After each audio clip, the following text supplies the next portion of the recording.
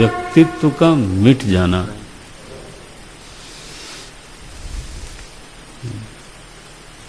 खुद का समाप्त हो जाना।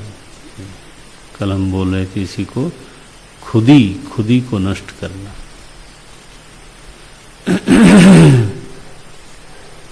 निर्वाणम अधिगच्छति, यही अभीष्ट है बौद्धों को, यही अभीष्ट है गीता के साधकों को।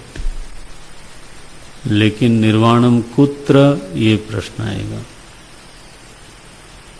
निर्वाणम केवल कहा जाए तो वो बहुत सही अभिव्यक्ति नहीं है। निर्वाणम कहा जाए तो ब्रह्म निर्वाणम, ब्रह्मणी निर्वृत्तिम, ब्रह्म में लीनता, निर्वृत्ति माने समाप्ति। भाष्यकार कैसा लिखते हैं, ब्रह्म निर्वाणम सप्तमी तत्पुरुष समास है ये, ब्रह्मणी, ब्रह्म में। ये कैसा निर्वाण है?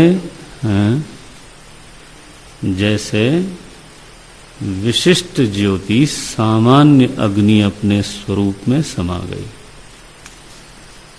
उस दीपक की जो लौ थी वो एक अलग से अग्नि शिखा के रूप में दिख रही थी, वो विशेष अग्नि थी। उसमें एक वैयक्तिकता थी, एक उसमें दूसरों से अलगाव था, वो समाप्त हो गया। अब किसी ने कहा निर्वाण हो गया। निर्वाण शब्द का अर्थ तो होता है दीपक का बुझना। किसी ने कहा निर्वाण हो गया माने शून्य भाव को वो प्राप्त हो गई। नो, शून्य भाव को नहीं प्राप्त हुई, बल्कि अग्नि सामान्य जो उसका असली स्वरूप है, अग्नि निर्विशेष जो उसका असली स्वरूप है, उसको प्राप्त हो गई। मिटा क्या? अग्नि विशेष। इसी तरह से जीवत्व अग्नि शिखा स्थानी हुआ और ब्रह्म अग्नि सामान्य स्थानी हुआ। जीवत्व जो आज एक व्यक्ति के रूप में अपने सुख दुख के साथ, अपने ज्ञान और कर्म के साथ,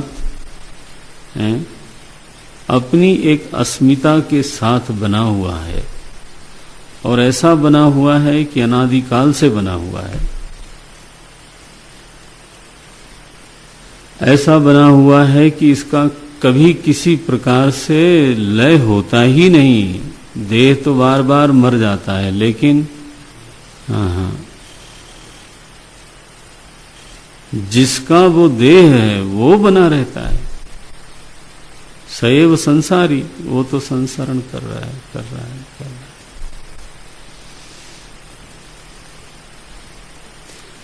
जब इस जीवत्व का भंग हो, जब इस व्यक्तित्व का, जीवत्व का भंग हो माने क्या? शून्य हो गया? नो। जब जीवत्व ब्रह्मत्व में बाधित हो जाए, जब जीवत्व का बोध अथवा जीवत्व की अनुभूति ब्रह्मानुभूति में बाधित हो जाए, जैसे अधिष्ठान की अनुभूति से अध्यास बाधित होता है, वो अध्यास का निर्वाण है।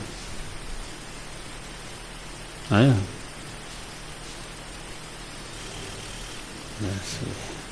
और जब तक अधिष्ठानानुभूति न हो, अध्यास का निर्वाण हो नहीं सकता। यही हमारा बौद्धों से मतभेद है।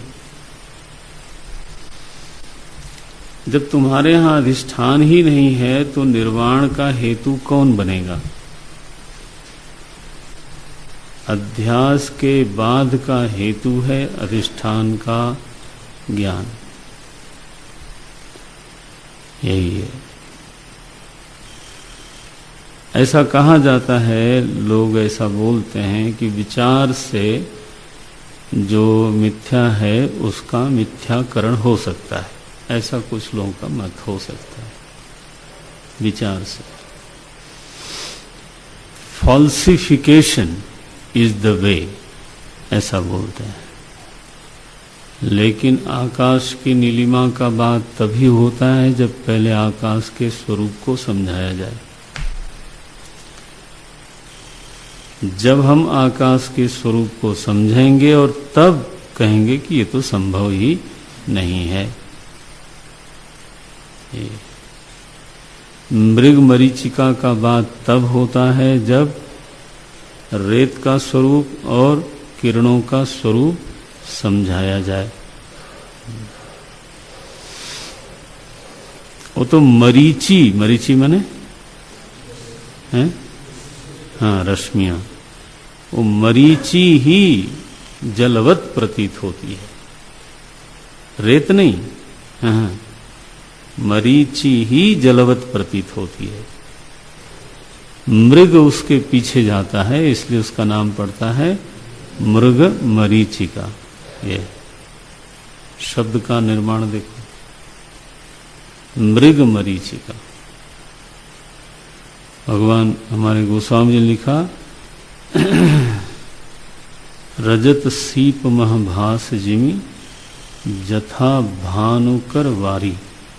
रेत में नहीं कहा, हाँ हाँ, वारी जल कहाँ भास रहा है? भानुकर, भानुकर माने भानु की किरणों में, रश्मियों में।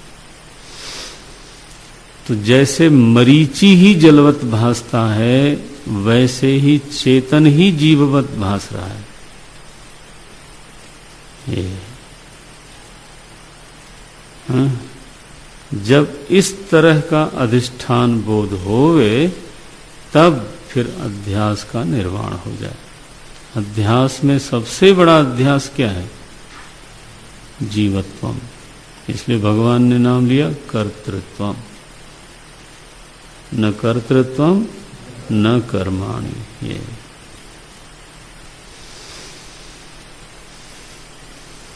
तो ब्रह्म निर्वाणम, ये बस इतना सुधार है। निर्वाणम नहीं, ब्रह्म निर्वाणम।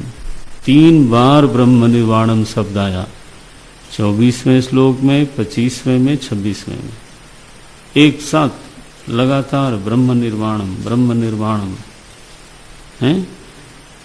लभन्ते ब्रह्म निर्वाणम, देखो 25वें में, 26वें में अभी तो ब्रह्म निर्वाणम। बस ये तो लक्ष्य है ना।